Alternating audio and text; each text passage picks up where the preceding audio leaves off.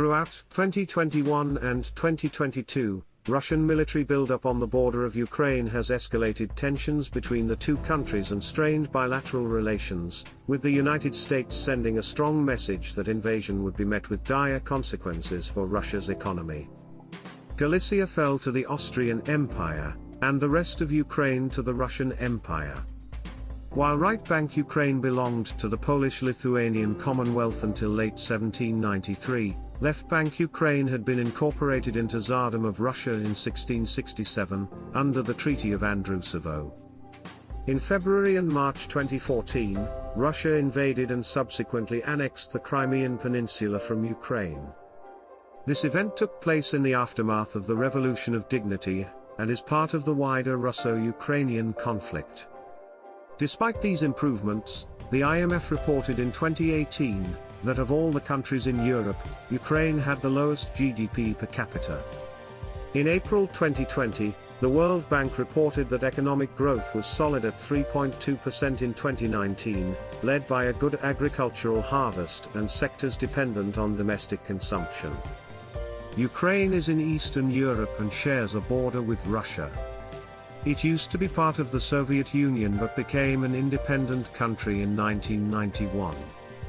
Image caption: it also borders several other countries that are members of NATO, a defensive military alliance formed after World War II. From 1922 until 1991, Ukraine was the informal name of the Ukrainian Soviet Socialist Republic within the Soviet Union, annexed by Germany as Reichskommissariat Ukraine during 1941 to 1944. Ukraine conflict: what we know about the invasion. Russia has begun a large-scale military attack on Ukraine, its southern neighbor, on the orders of Russian President Vladimir Putin. There are reports of attacks on Ukrainian military infrastructure across the country, and Russian convoys entering from all directions. Russia/Ukraine conflict: what could it mean for energy markets? As Russia builds a military presence on the Ukrainian border, and the US sends weapons to Ukrainian allies, it's worth revisiting Russia's role in global energy markets, and risks to those markets in the event of conflict. Before diving into the numbers, it's worth establishing scope.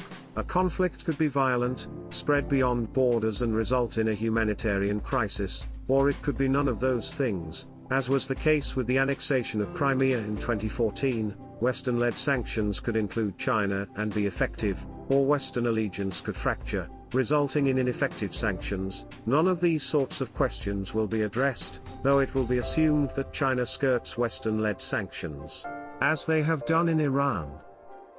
First, it's worth noting that very little oil or gas is actually produced in Ukraine. According to the AR-75 kilobits/d of oil, less than 1% of global market, and 10 BCM of natural gas, less than 2% of European market, is produced domestically. Conversely, Russia produces 11 MB/d of crude oil and 620 BCM of gas. Putting Russian oil supplies into context, from 2014 to 2016, a 1 MB/d oil surplus took Brent oil prices from $110/b to $35/b, given today's tight oil market. Removing even a fraction of Russia's 11 MB/d would send oil prices well into the triple digits and likely to all-time highs, $150+. As it relates to natural gas inventory levels across Europe sit 18 BCM below the 5 years average, and in response, prices have risen 500% YoY. Removing even a small fraction of Russia's 620 BCM of gas from the market would create shortages and send natural gas prices in Europe, and globally, ex-North America, to record levels. Importantly, Russia exports half its oil production to Europe, with the remainder consumed domestically, or piped/shipped to places like China, Turkey and other jurisdictions potentially unwilling to comply with Western sanctions. It would be reasonable to assume the Kremlin could sell 2-3 MB/d, even if heavily sanctioned. The Eastern Siberia pipeline flows directly to the Sea of Japan, and carries 1.6 MB/d, for example. In the case of gas, Russia exports 70% of its gas to OECD Europe, and would struggle to sell significant volumes abroad if Western-led sanctions were uniformly enforced in Europe. Of course, Ukraine is home to several natural gas and oil pipelines, though having been allowed to complete Nord Stream 2, Russia is capable of moving sufficient natural gas to Europe without passing through Ukraine. Note the Druzhba oil pipeline, 400 kilobits/d, would be at risk of damage/sabotage in a Russia-Ukraine conflict. Given low levels of Ukrainian fossil fuel production directly at risk from conflict with Russia, any impact on global energy markets would be the direct result of decisions made by Western leaders. If Western allies sanction Russian oil exports, prices could easily surpass all-time highs, $150, July 2008, presuming Russia is able to export 3 MB/d. Revenues would shake out at $450 m/d. In 2019, Russia exported 8 MB/d of oil and oil products at $64 Brent, generating $500 m/d. Under a scenario where prices trade above $166, Russia could generate more revenues under Western sanctions than the country generated prior to COVID.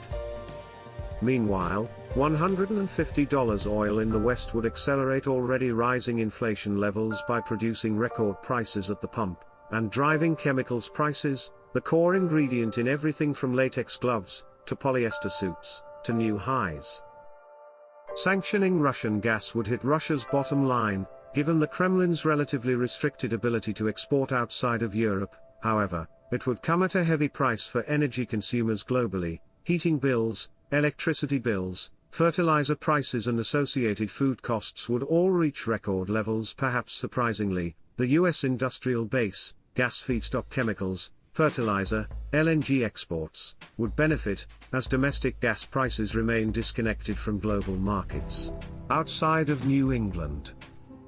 Wrapping up, what could conflict in Ukraine mean for energy markets? 1. Directly, very little, as domestic supplies are low and piped volumes could largely be rerouted. 2. If sanctions were implemented, the world would see record oil and gas prices, even if sanctions were poorly enforced. 3. Sanctioning oil exports could be challenging, given Russia's ability to export to places like China. Furthermore, higher prices would offset much of the volume impact to export receipts. 4.